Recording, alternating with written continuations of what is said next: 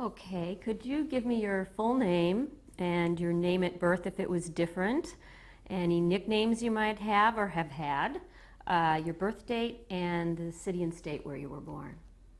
What? Okay, Mary Tyler Moore, Meeker Tinker Levine. I was born Mary Tyler Moore.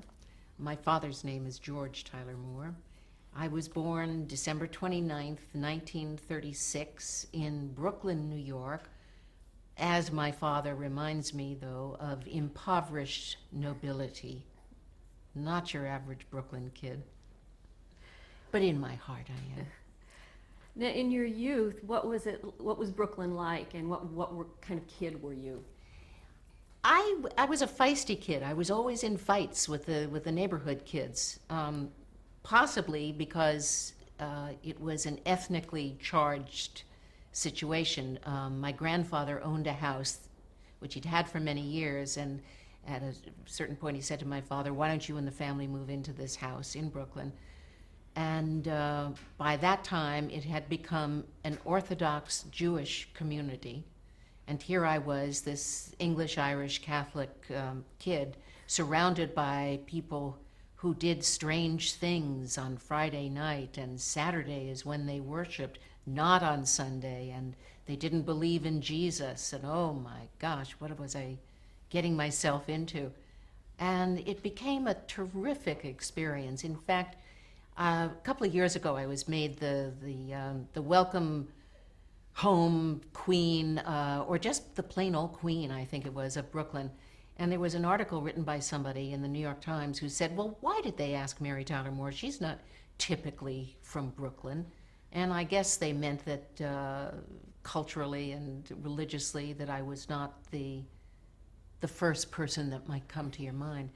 But it reminded me of how really exciting my background was, and how these kids and I integrated ourselves, fought with each other, called each other names, but through it all, we were friends. And I'm very proud of that. And you had an extended family living with you, didn't you, or nearby? Well, I had my mother's sister and their mother, my grandmother, and I lived And with... what were their names? That was Bertie Hackett and Grandma, Mabel Hackett. And they were quite taken with me from birth. In fact, I often say I was born of George and Marjorie Tyler Moore and Alberta Hackett, because she just couldn't keep her hands off me, literally. I spent weekends at her house with Grandma and her, and extended vacations. She had a house on Long Island, and we would go romping through the meadows and picking blueberries and trying to bring enough home so that Grandma could indeed make the pie that she had counted on. Really wonderful, solid stuff that came from those two women. So why then did your family decide to move to Los Angeles, and when was that? That was just after World War II, and I had a very successful uncle named Harold Hackett, who was with MCA, and he had been luring the family to come to this land of sunshine and promise for all called Hollywood. And since my father was working for Con Ed and didn't really have what you'd call a career, and my Aunt Bertie, who was working for radio for advertising agencies, and also was one of the co-producers or associate producers of some of the soap operas, she decided that she could take care of herself out there, and so the whole family moved. And at that point, the whole family included my 7-year younger brother, John. You were the oldest in the family? Yes. Okay. And how did you feel about moving to Los Angeles? Oh, I thought it was wonderful because I knew at a very early age what I wanted to do. I started, some people refer to it as indulging in my instincts and my artistic bent. I call it just showing off, which was what I did from about 3 years of age on. And my grandfather once said of me, having watched me one entire afternoon prancing and leaping and cavorting. This child will either end up on stage or in jail. And fortunately, I took the easy route. So in Los Angeles, what did you do? Were you a good student? Did you have hobbies? I moved to Los Angeles primarily without a whimper, although I couldn't have changed the adults' plan, because I knew I would be discovered in Hollywood. I mean, it wasn't likely to happen in Brooklyn, and it wasn't likely to happen in Flushing, which is also where I grew up. So I moved there, went to the local grammar school in Hollywood, and near Fairfax and Fountain Avenue. I was not a good student. My father was and is a thoroughly well-read man and familiar with all the great classics of history, and he was a rather intimidating influence in my life. And I think I, at an early age, said, well, there's no hope for me ever to be good enough to satisfy him, so I'm just going to concentrate on the singing and dancing and acting that I have in mind. And as a result, I didn't really apply myself in school. And that continued on through high school. I went to Immaculate Heart, which was a Catholic girls' school, where they simply didn't not graduate one of their girls, but believe me, I didn't deserve to be graduated. The fact that I'm able to carry on a conversation today is due to the fact that I read a lot and that I do come from this impoverished nobility. Now, when you were in high school, you got your first job and it was a classic Hollywood thing. You went to work in the mailroom? Yes, I went to work at KNXT in Hollywood. My aunt was the associate business manager of that organization, and she pulled a few little tiny strings and got me a summer job where I did a really bad job because I was supposed to deliver mail, I think something like 6 times a day, inter-office and incoming mail. And I was so enthralled with the radio shows that were being done from that facility that I would take 3 deliveries of mail and stash them in a client's booth. And then I would sit and watch the rehearsal of the show that eventually went on the air that night. And so I got a kind of a bad reputation as one of the inspired mail delivering people of our century. But I sure learned a lot. I had a wonderful, fun time watching all those people. Now, what year was that? That would have been 1953 or 54. And at that time, did they have television there? Did you have a television at home? Tell me about first seeing television and what you thought of it. Television came into being in our neighborhood probably around 1952 or 3, and one of the families down the block had one. I think it was a 12-inch black and white, of course, because they didn't know how to transmit it, and they weren't filming or taping anything in color. And I remember so clearly Milton Berle, Tuesday night. That was it. Everybody gathered at the Johnsons' house, and some people even brought their own chairs, and they would sort of line them up in rows in front of the television set. And Mrs. Johnson, if she were feeling particularly charitable that night, would make us a bowl of popcorn. But it was great, and I knew even more so by then that I was going to see my dream come true. I was going to be performing, if not in the movies, which I had hoped to conquer as a dancer, then possibly in this television thing if it kept going the way it looked like it would. What was your dream? Did you want to be a great dramatic actress or musical personality, or? I wanted to be a dancer. In fact, so much so that I will go to my grave feeling a failed dancer rather than a successful actress. You don't let go of those childhood dreams and images, which were all kind of bound up in my personal life too. Fred Astaire and Ginger Rogers and Leslie Caron and Sid Charisse and all those happily ever after experiences that were brought home through dancing. And I started, when we moved to Los Angeles, I started taking dance classes right away that my Aunt Bertie paid for and drove me to, and for which my grandmother made the costumes for the recitals. And it was pretty locked into my mind and heart and soul that that's what I was going to do. By the time that I had graduated from high school, even though I got a pretty nifty job, which I began the day after high school graduation, it didn't last. I was Happy Hot Point in a series of commercials for the Ozzie and Harriet television show. And I was the representative of the Hot Point appliances. Happy would ice skate on the ice cube trays and talk to Harriet. "Hi, Harriet, aren't you glad you use Hot Point appliances?" And that was a tremendous step forward for me, because that was truly a professional job, and I was able to dance in it.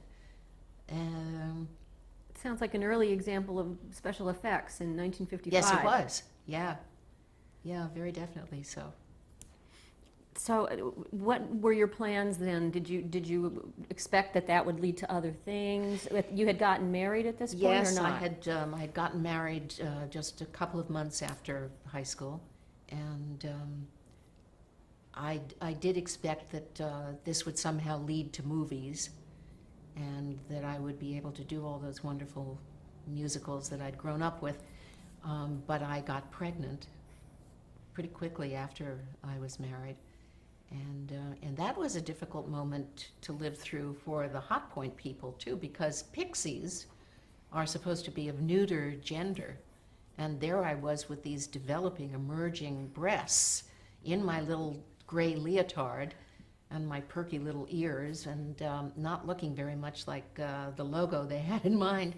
So that had to be truncated, and I went on to happily become Richard's mother.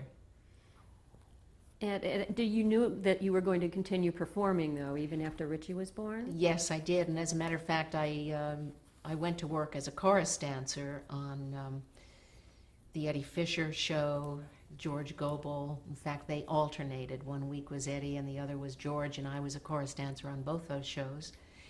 And Dean Martin and Jerry Lewis specials, Bob Hope specials. I became kind of a regular at NBC. I worked so much out there. Well, tell me a little bit about working on these live shows compared to the filmed shows, and how you were able to make your mark in them. Well, I didn't really make a mark as anything but a chorus dancer in the live shows, but boy, it used to scare me. It used to scare every one of us, because it was do or die. There were, probably a couple of million people at that point watching us, and who knew what could go wrong. You could start out for a triple pirouette and end up only doing two and stumbling. So that was pretty terrifying. I also was finding out through this 2-year period that being a chorus dancer was less than a fulfilling artistic endeavor. The chorus kids were usually told to just be quiet and stay in the corner and not interfere with any of the real professionals, and that didn't set too well with me either. So I went out and I got an agent who was just as hungry for success as I was, and his advice was, don't do any more dancing on television, because at that point there were rules. There was a caste system. If you danced, you certainly couldn't act, and vice versa. So I had to let that go, even though there was rent to be paid. And I just held fast and was lucky enough to have a kind of all-American face that was easy to cast as the girl next door or the receptionist in the front office. And I worked a lot for the next couple of years. Tell me about that. What kind of work was that? Well, it was all very innocent. I had a good time. It was safe. I was able to work as a professional without taking too huge a leap into the unknown. So the parts grew in size and frequency. And what shows were you appearing on at this time? I was appearing on shows like 77 Sunset Strip and Hawaiian Eye and Bourbon Street Beat.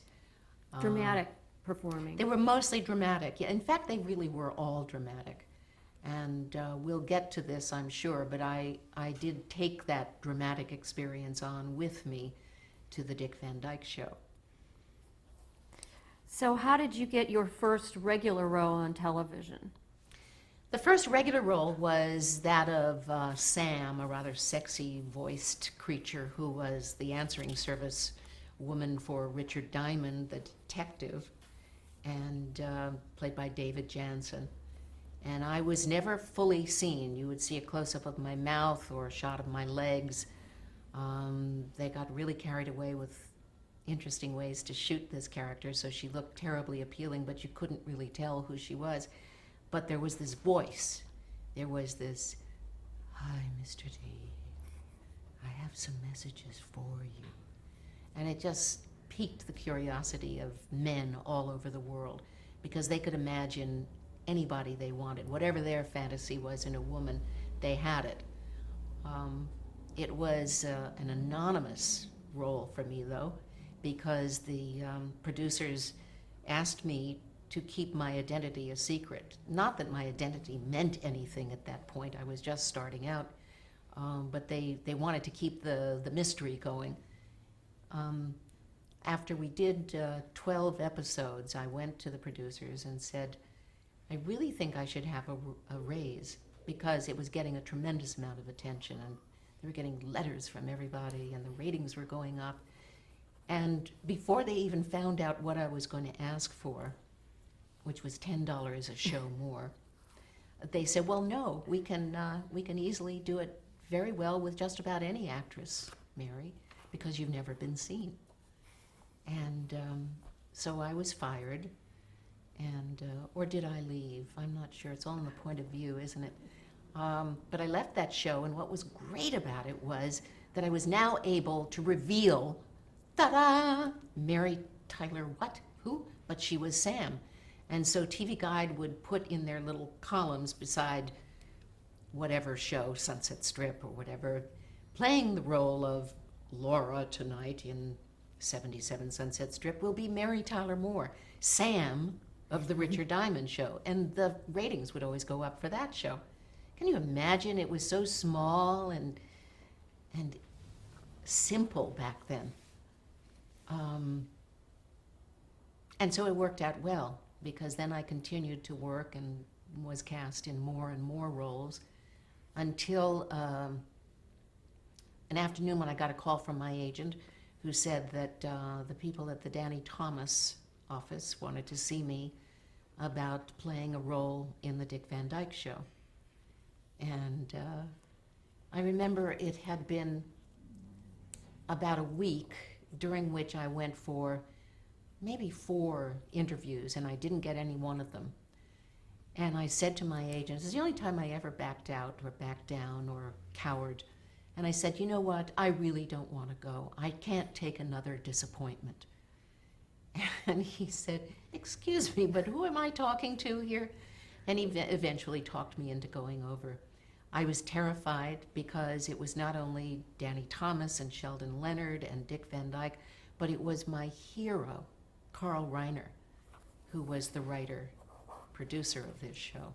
Had you met Carl Reiner before? No, no. I'm sorry, had you done any comedic work before this? Why did they think of you? They thought of me because the year before I had interviewed to play the part of Danny Thomas's daughter in his series, and which was called Make Room for Daddy, and then it was called the Danny Thomas Show again, I think. But I had been called in, as had some 75 other young girls at that time, and it had been narrowed down to 2 of us after 3 or 4 more times back reading. And Danny came over to me and said, listen, I want you to know that the reason you didn't get the job is not because you're untalented, but with a nose like yours, kid, no one would believe you're my daughter. So a year later, when he was now looking for someone to play Dick Van Dyke's wife, he remembered. He said, who was the kid, the one with the, what did she have, 3 names and the funny nose?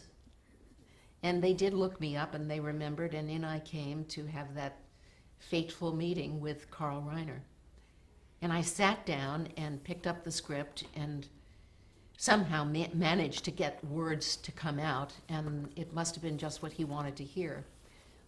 Because about halfway through the scene, he placed his hand on the top of my head and said, "Come with me," with a maniacal look in his eyes, and he sort of like a rudder directed me down the hallway into Sheldon Leonard's office and said, "I want you to hear this."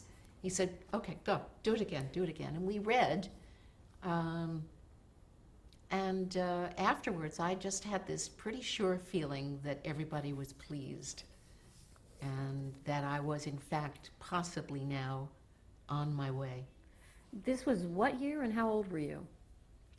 I was 22. I don't remember what year it was, but I'd lied about my age and made it 23 because I was afraid that people would think I was too young for Dick Van Dyke, who is 10 years older than I am. But, you know, there were very rigid rules, and God knows from the restrictions they placed on us in filming on the Dick Van Dyke Show, that's evident. But, you know, things like, well, a man wouldn't be with a woman any younger than 7 years his junior. You mentioned restrictions. What kind of restrictions did they put on you once the show was filming? You're talking about the network? Yeah, the network and the sponsors. The sponsors had a good deal more to say then. We had to sleep in twin beds, even though we were a married couple. We had to wear pajamas, you know, with a little pocket in the shirt. I'd love to know what they had in mind for that. We were not allowed to say pregnant. It was an unacceptable word. You had to say expecting a child or expecting a baby.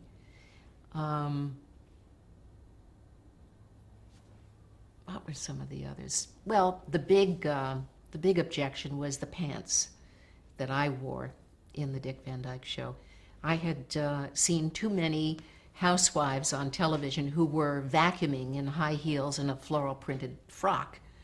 And I said, wait a minute, that's not the way it really is. And I want it to be real. I want it to represent something of me. And I was married and a mother, and I walked around barefoot, as I still do, and wore pants. And so I brought that to the Van Dyke Show. I also brought my sense of honesty, my sense of truth, because going in, I knew I was in with a bunch of black belts in comedy, and I had no real experience at it. I grew up in a house where humor was almost a tangible entity, and I had a great appreciation for humor, but I had never thought of myself as a funny person. And so I thought, well, I'll hold my head up among them as a dramatic actress, and I'll make sure they stay with the truth. And I drove poor Carl crazy. He would come up with some wonderful joke, and I'd say, but Carl, I can't say that, because don't you remember last week I said thus and such, and that would be in contradiction to what you want me to say. I know it's a sure laugh, but Carl, we can't do it. He claims now, with all love and forgiveness and kindness, that I kept him honest and that he's glad of it. That, and I think maybe in a little bit that's true, that we were one of the first shows that had real emotions and some truth-telling, revealing of character flaws, a little non-perfection liberally sprinkled throughout that show. There was also, looking back on them from 30 years perspective, the relationship between Rob and Laura seems very egalitarian. Was that something you brought to the role? Very egalitarian and very sexual, and that was certainly a first. And that was a lot of fun. It was it came from Carl. It came in the writing. You know, we might not have been talking about something sexual, but there would be a stage direction. He puts his arm around her.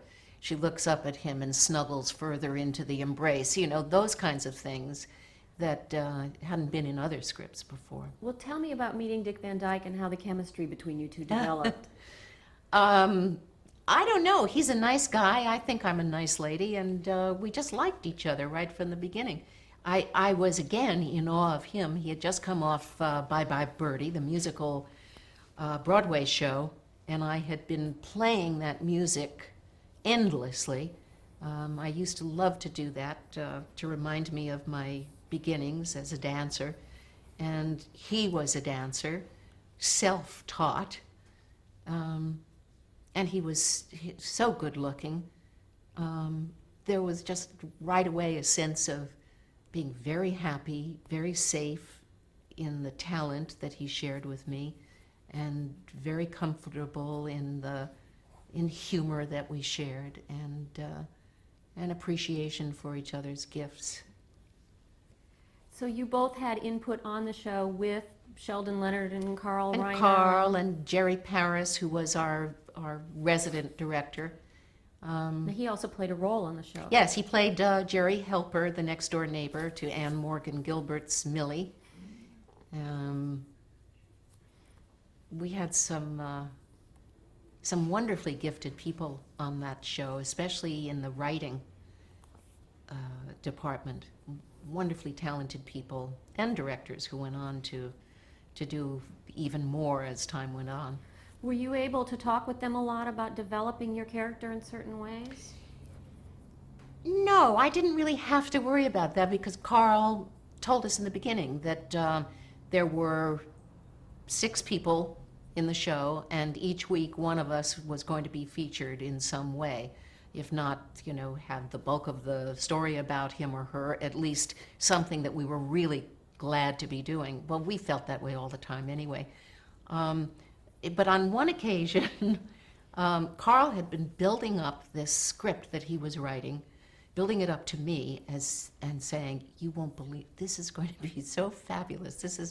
It's so hysterical, and I don't think it's ever been done before, and you are going to love it." And by that Monday, when we all sat down at the table to read the script, when I opened it and read through, I was terribly disappointed. I was devastated. It was the toe in the bathtub faucet episode, which is played mostly off camera. And that's what... You were in a hotel room and you were I'm in a hotel room. locked in a room. I'm sitting in the bathroom playing with a drip from the faucet with my toe, and my toe gets stuck, and I can't get out. And the bathroom door is locked, and Rob can't get in. And so the show takes place on either side of that door, but mostly on Rob's side of the door. And I think, maybe it's only occurring to me now that maybe the reason I took so badly to that idea was because of the Sam experience of having never been on camera as Sam. Oh, well, what a mistake it was, because it went on to be a hugely well-received show, and I came out of it as having been, again, every man's fantasy. They were all visualizing Laura in the tub with her toe in the faucet. It worked out really well.